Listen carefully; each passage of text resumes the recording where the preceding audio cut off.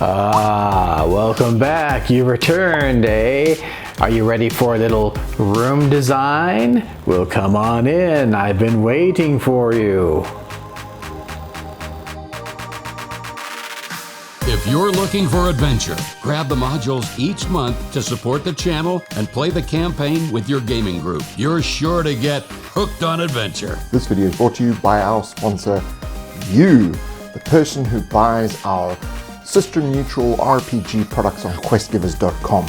Without you, we wouldn't be able to produce this free content on all aspects of role-playing games for new and veteran players to subscribe to, learn from, and enjoy. We and our viewers truly appreciate your contribution. I think first off you want to think about the context of the dungeon, like where does the room fit in the context of the Kick-Ass dungeon, which is another video we did, so make sure you check that one out.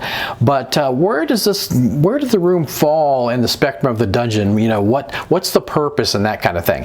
So we're going to talk about two different things. We're going to talk about mechanical rooms and we're going to talk about narrative rooms, right? Narrative rooms have story significance, so they really add the flavor to the narrative, to the dungeon that the players are playing in. So it's very important that you do have these rooms in the dungeon that are highly focused on the story. There's events of the story that happen in these rooms.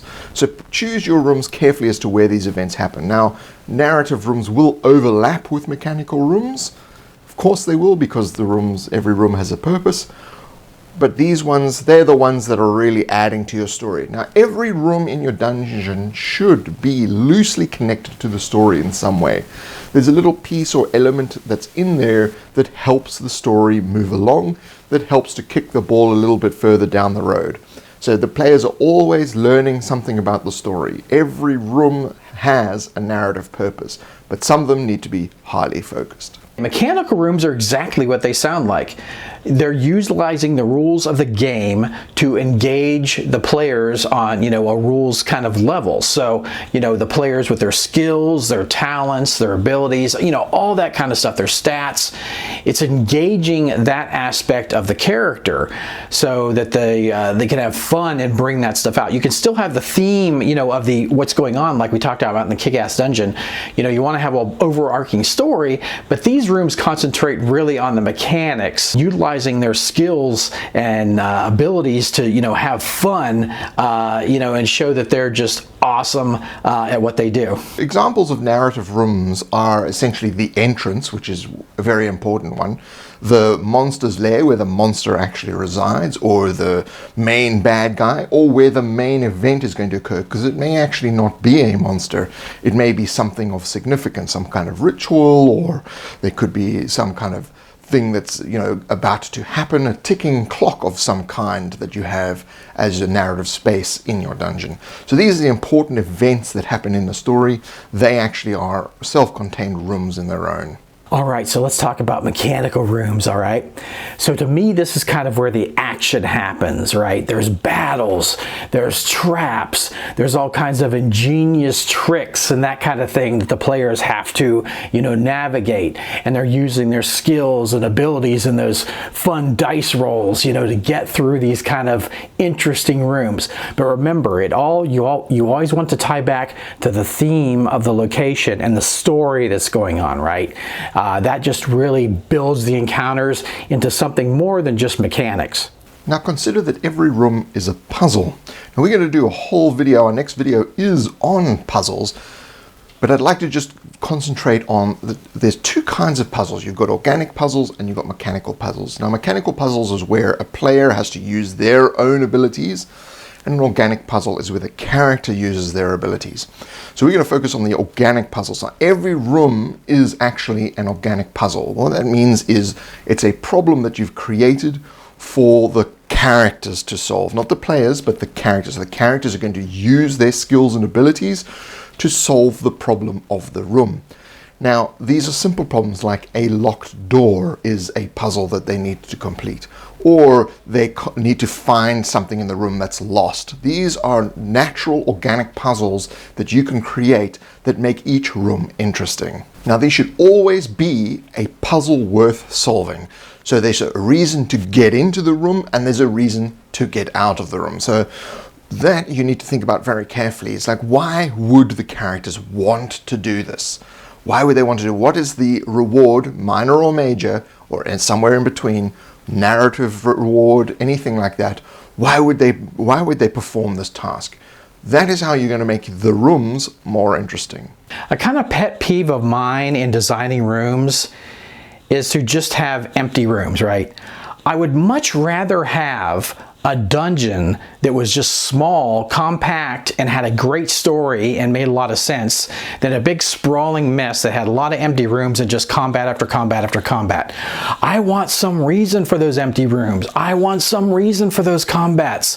You know, those things of themselves aren't fun.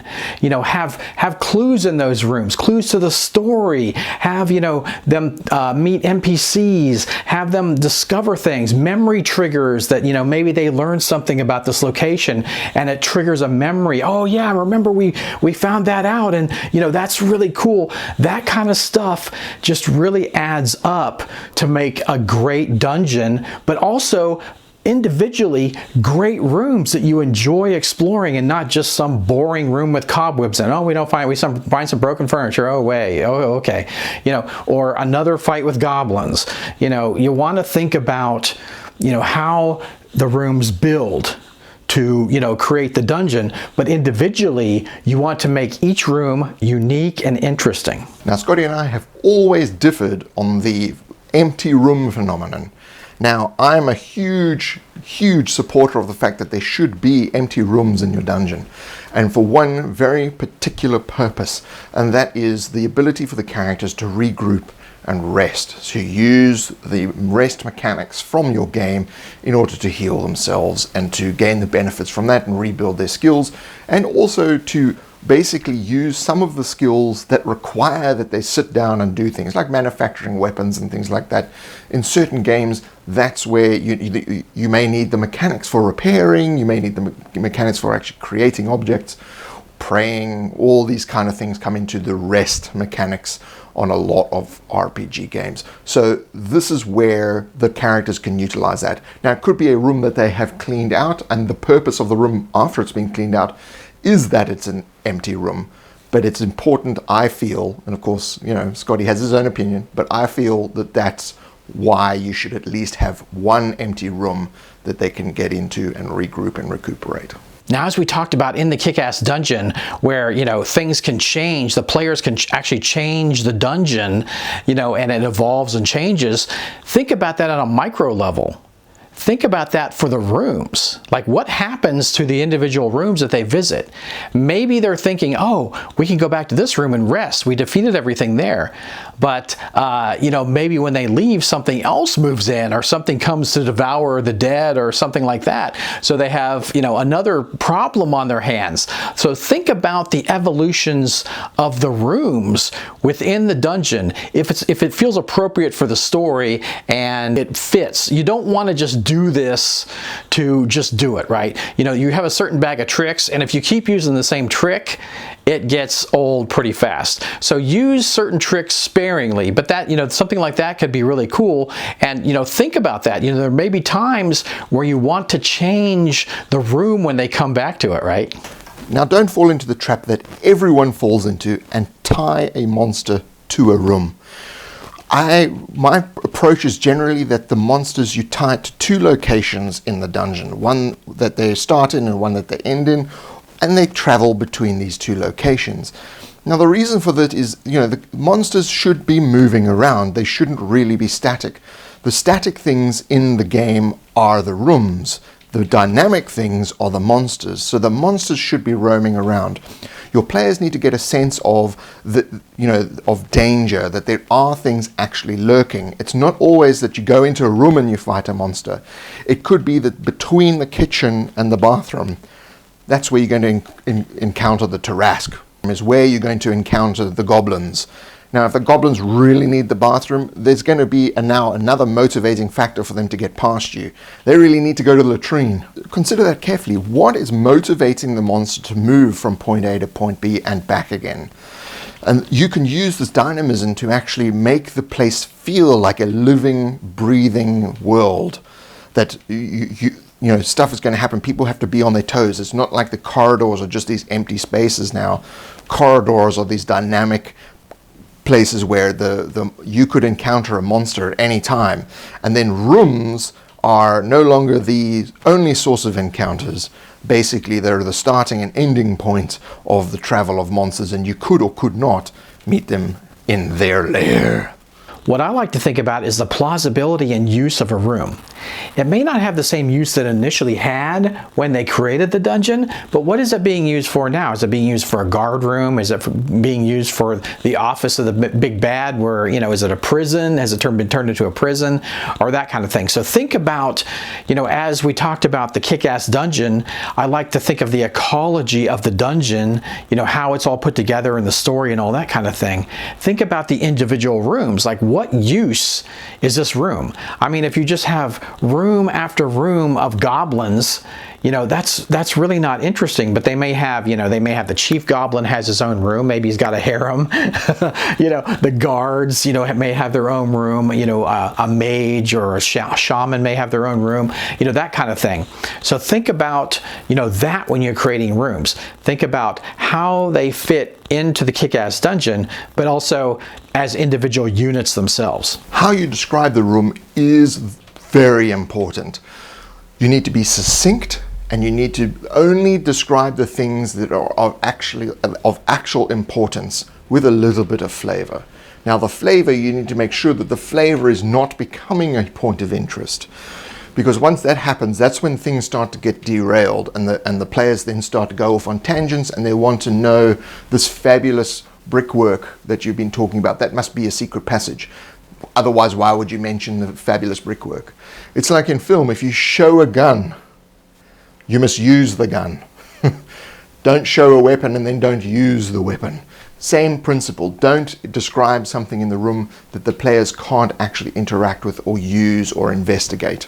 Don't include a laundry list of items. Don't stick to very small number of things. My suggestion to you would be don't be more than 5. 2 is good, 3 is okay, 4 getting a little bit on there, 5 that's a lot. Anything above that is too much, and you're confusing the whole. People don't know what to focus on. Do I focus on the chair, the table, the wall, the ceiling, the giant bat, the mold on the ground, the huge chasm, the fireball? It's too much. Too much. Each thing that you describe, and I suggest at least 2, each thing should be something that's of interest to one of the characters, not the players, the characters in the story.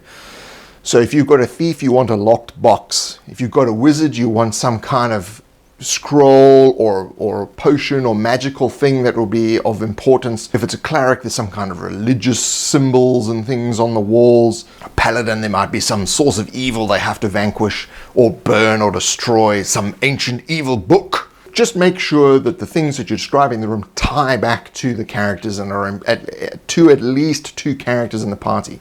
If you're playing with one character, it's quite easy. You just keep throwing things that they're interested in. That will keep the interest level going. And then you can keep kicking the ball forward in the story. When the players go in a dungeon and they're exploring rooms, don't just give them a whole map of the dungeon, right? You want to, let them explore and discover each room individually.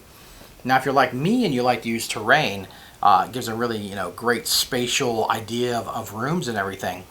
You want to kind of do the same thing. I reveal these pieces of terrain, individually, right? So I'll set them up behind my DM area and bring them out when I need them.